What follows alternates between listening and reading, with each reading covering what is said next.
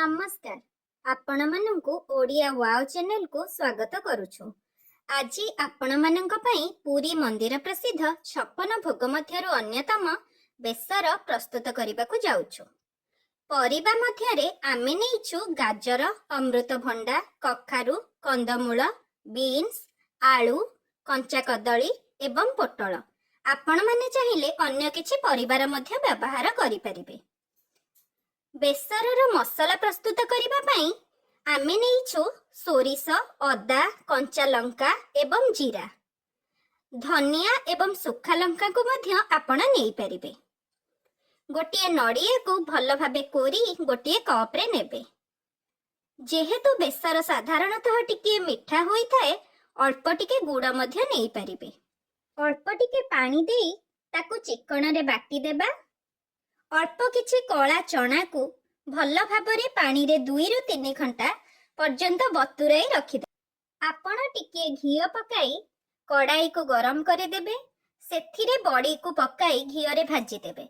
मंदिर मानकरे साधारणतः नाड़ी बड़ीर व्यवहार करा जाय। आपण माने चाहिले ताकु मध्य व्यवहार करि परिबे। आमे एठारे बीरी बड़ीर व्यवहार करूछु। बेसर बनाइबा पई आमे एक डेक्चीर व्यवहार करूछे। मंदिर मानकरे बेसर साधारणतः माटी हांडी रे होई थाए। आपण माने चाहिले आपणक पाखरे थिबा कड़ेई को मध्य व्यवहार करि परिबे। प्रथमे सेथिरे लूण, हळदी एवं पूर्वरु भिजाई रखिथिबा कळा बुट एवं मुग पकाई समस्त परिबा को सेथिरे पकाई देबे। तेजपत्र पकाई ता उपरे बटा बेसर एवं कोरा नड़िया को मध्य पकाइबे।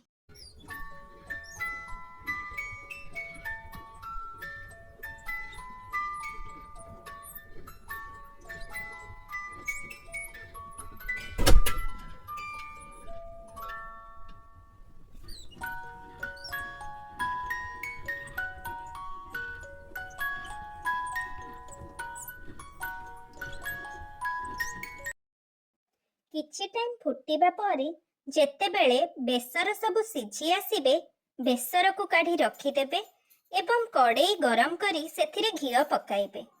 घियो गरम हैला परे सेथिरे सुखिला लंका, पंच फुटण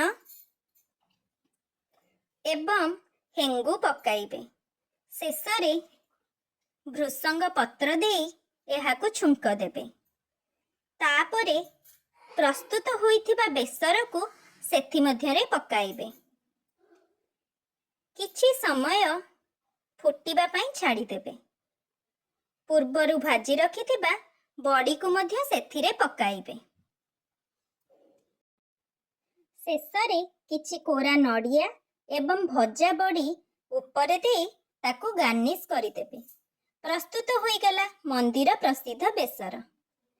एमिति किछि नुआ नुआ रेसिपी जानिबा पई आम चैनल टी को लाइक, शेयर एवं सब्सक्राइब करी बेल आइकन को दबांतु।